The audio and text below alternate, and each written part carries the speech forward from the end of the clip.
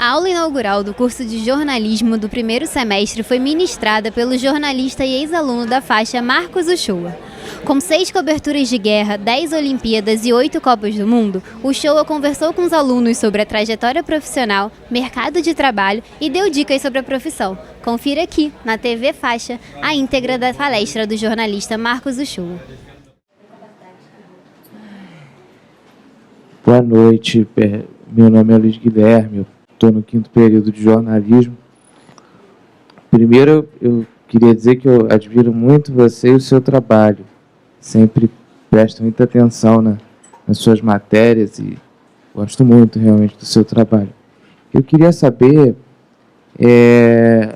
assim, o que você acha que qual o maior desafio para futuros jornalistas hoje?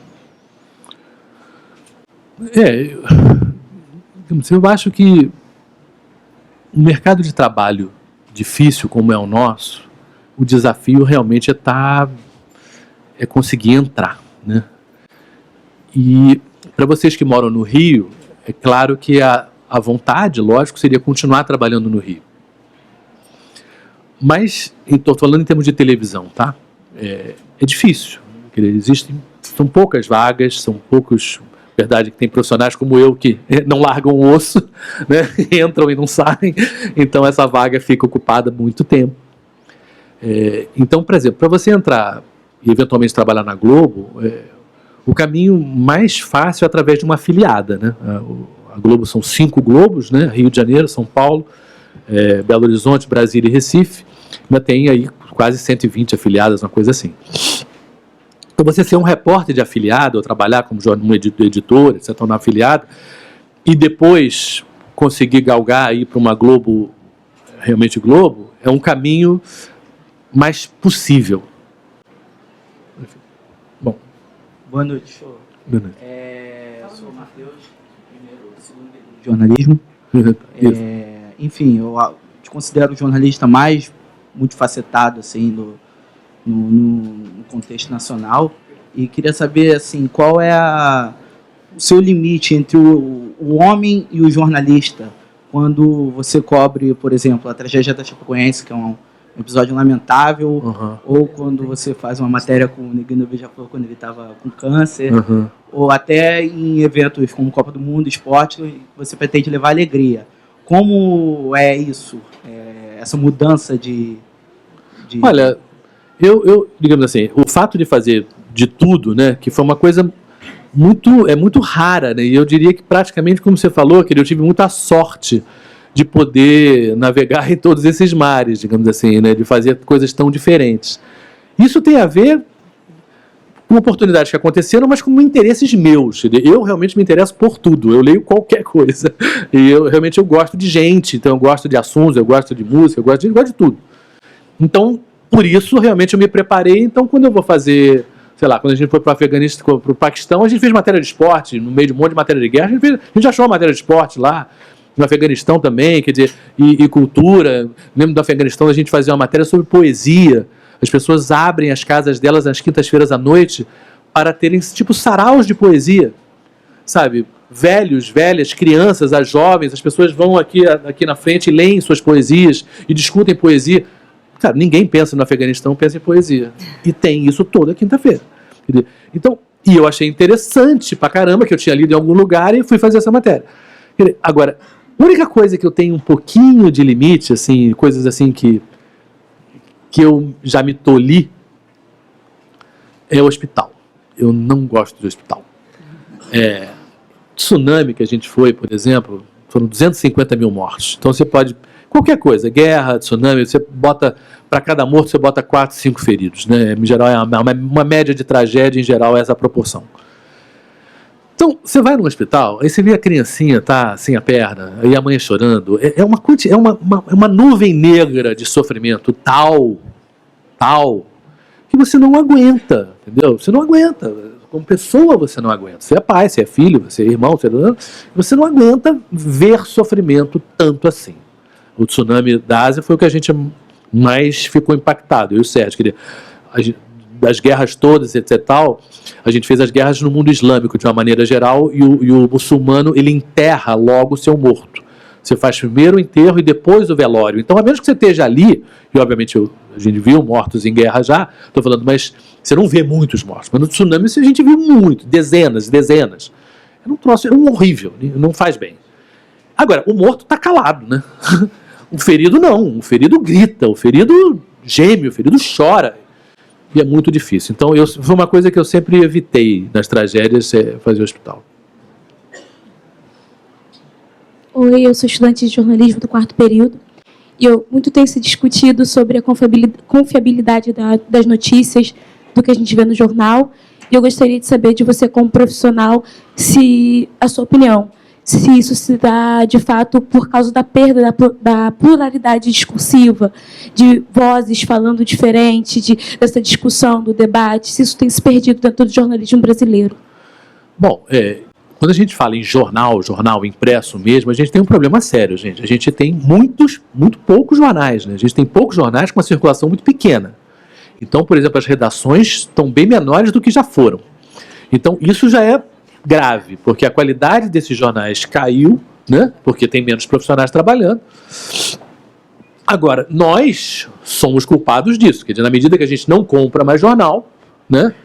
Esses jornais, obviamente, como produto, é um produto fadado quase, não digo ao desaparecimento, mas ele está cada vez menos importante, né? E as redações de jornal, por incrível que pareça, eu só trabalhei em televisão, eu nunca fiz um jornalzinho da faixa, eu não fiz. Então, eu realmente, eu não sei, eu nunca fiz jornal. Mas eu me lembro de ter entrado uma vez no Globo, e eu li, na minha vida toda eu li JB, na época que o JB era sensacional, mas depois o JB acabou, enfim, quer dizer, eu fui no Globo fazer uma matéria, uma entrevista, não sei o quê, e eu vi o tamanho da redação do Globo. Era muito mais gente do que a Globo, do que a televisão. Eu falei, pô, a TV Globo tem muito mais dinheiro que o jornal, mas o jornal tinha muito mais jornalista do que a Globo. O que é um absurdo, mas era assim. Então, se você realmente diminui a quantidade de gente trabalhando e se informando e ligando para as pessoas, você, claro, que a qualidade da notícia, da informação vai cair, e você começa a ter um tipo de jornalismo que tem um lado que é mais barato, que é jornalismo de opinião. Você bota colunista. Agora, porque é mais caro você ir lá e falar com as pessoas, né? Sem dúvida. E esse é o problema também da internet. Eu me lembro de fazer no interior de São Paulo uma matéria e me levaram numa afiliada da Globo, TV Tem, se não me engano, que é uma televisão rica, sabe? Tinha uma sede maravilhosa, muito legal mesmo. Eles tinham acabado de inaugurar a parte de informática deles, a parte de internet, assim, o site deles de jornalismo, e tinha um posto lá, me mostraram 30 pessoas trabalhando com computadores. Eu falei, pô, sensacional. E os repórteres, quantos são? Aí houve um silêncio. Todos trabalhavam nos seus computadores.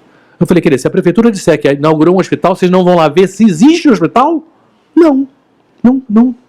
Quer dizer, tem gente que acha que jornalismo se faz no computador. Não é. Jornalismo é no lugar. E uma das brigas, obviamente você sem dinheiro, e a Globo sofre disso, e eu e o Sérgio sempre brigamos muito com isso, a gente tem que ir, a gente tem que viajar, não é possível que uma TV Globo de um país como o Brasil, uma das 10 maiores economias do mundo, não tenha um meio de comunicação que não seja capaz de ir nos lugares. Nós fomos muito, mas cada vez se vai menos. Lamentavelmente, até a Globo vai menos. E vai menos por quê? Não tem concorrência. Esse é um problema sério para nós como sociedade. O fato da Globo ter uma posição de dominação tão grande, ela é ruim para o Brasil. É ótimo para a Globo, não tem dúvida. Mas ela é ruim para o Brasil. Era muito importante que a gente tivesse pelo menos as 3 televisões razoáveis, né? E nós não temos. A gente teve lá atrás uma Bandeirantes, começou, Manchete, SBT, Record, sabe, elas não se sustentam, né? Como um modelo que de fato possa fazer frente a um jornalismo de qualidade. Então aí também você não tem vozes plurais, porque você não tem competição.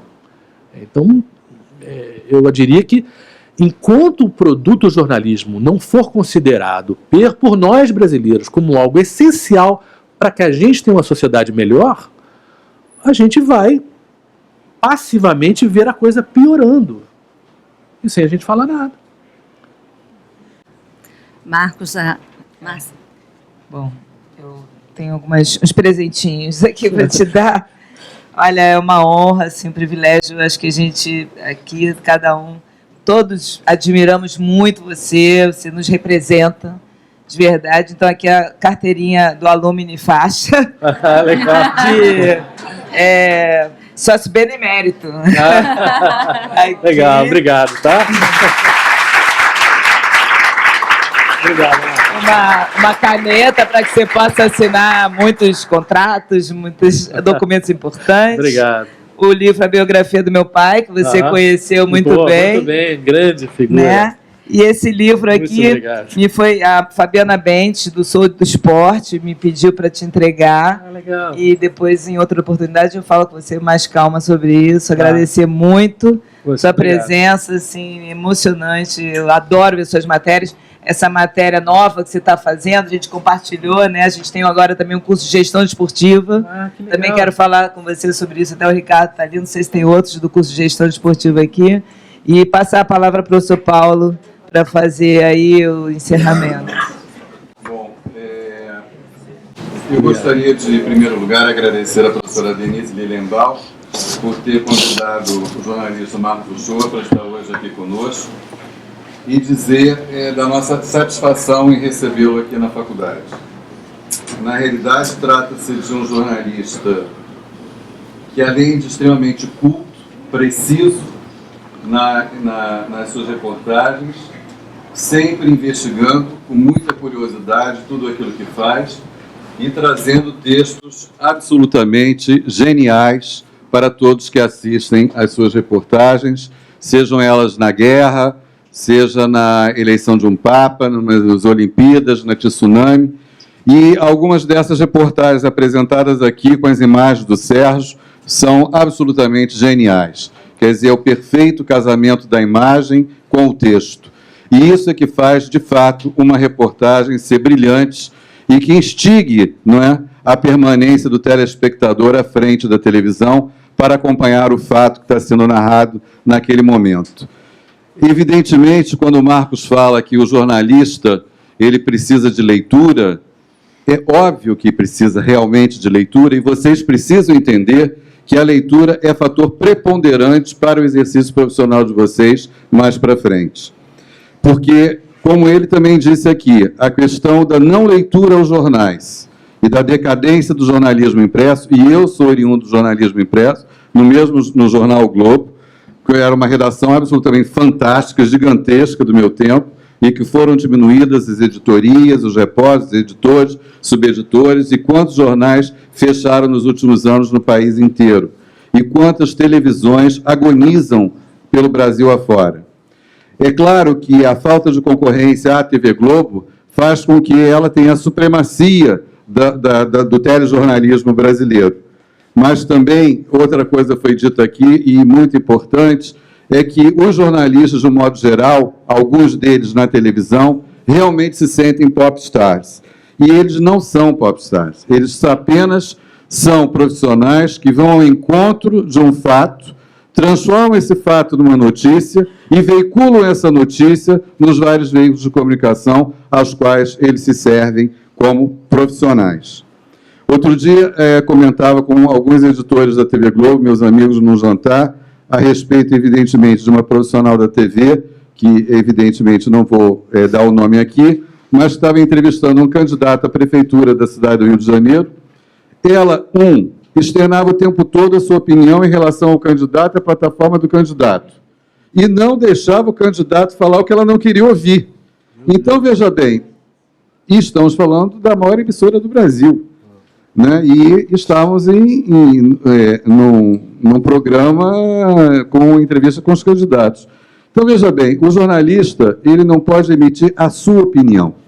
Ele tem que investigar o fato, narrar esse fato, para que o telespectador ele tenda para um lado ou tenda para o outro a partir da notícia que ele está sendo colocada à sua frente. Para nós, Marcos, é uma grande satisfação receber você aqui, é uma grande satisfação receber o Sérgio. Creio que o Sérgio deveria ser convidado pela coordenação do curso de jornalismo para vir aqui também, dar o seu depoimento, dar o seu recado à juventude. Sérgio é formado pela 2ª turma, foi também correspondente na Inglaterra, sucedeu Sandra Passarinho, que foi a nossa... formou-se pela 1ª turma de jornalismo, o Sérgio na 2ª, e acho que o Marcos na 3ª, ou na 4ª turma de jornalismo. Enfim, o que eu quero dizer a você é o seguinte: o nosso compromisso é trazer pessoas, e vocês sabem bem disso, que estejam no mercado, que façam acontecer e que façam a diferença. E eu creio que o nosso palestrante, ele faz toda a diferença no jornalismo pela simplicidade, pela capacidade de empreender, pela forma didática e metodológica de transmitir um fato, seja junto de canhões de balas, ou seja num episódio absolutamente lamentável, como ocorreu na Colômbia, ou seja numa festividade de fim de Copa do Mundo ou numa Olimpíada.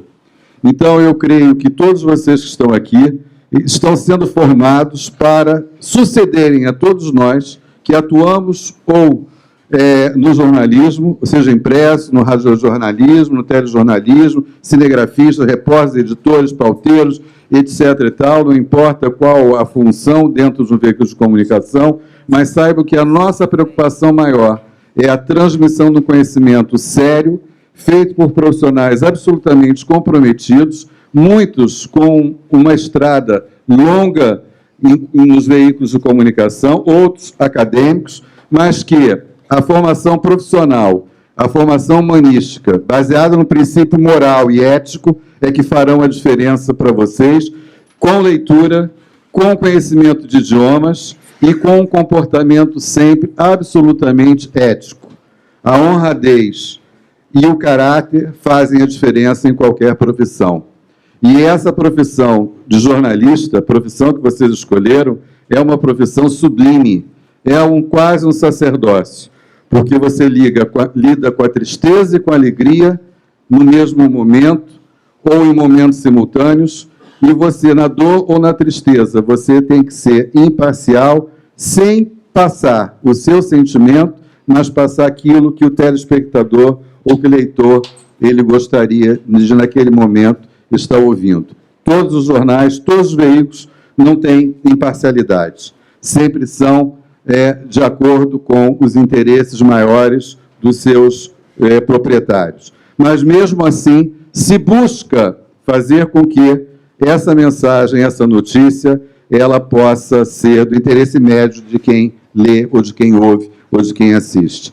Então, neste dia de hoje, os nossos agradecimentos finais ao Marcos Uchoa, na certeza de que você contribuiu muitíssimo para a formação, para despertar curiosidades adormecidas, despertar pensamentos que talvez não tivessem passando pela cabeça dos nossos alunos, e a certeza de que os esclarecimentos feitos aqui nortearão com absoluta convicção a certeza de que vocês escolheram a profissão certa, sempre alertando todos os aconselhamentos por ele aqui enaltecidos ou listados: leitura, idiomas, ética e história, né? A pessoa tem que saber história.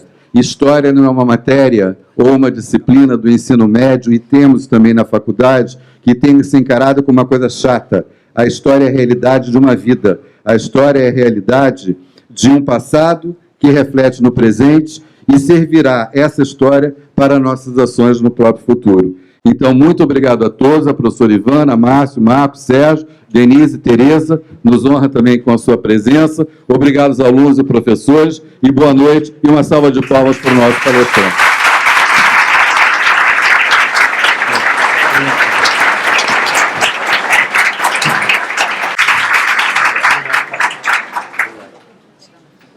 Valeu, galera.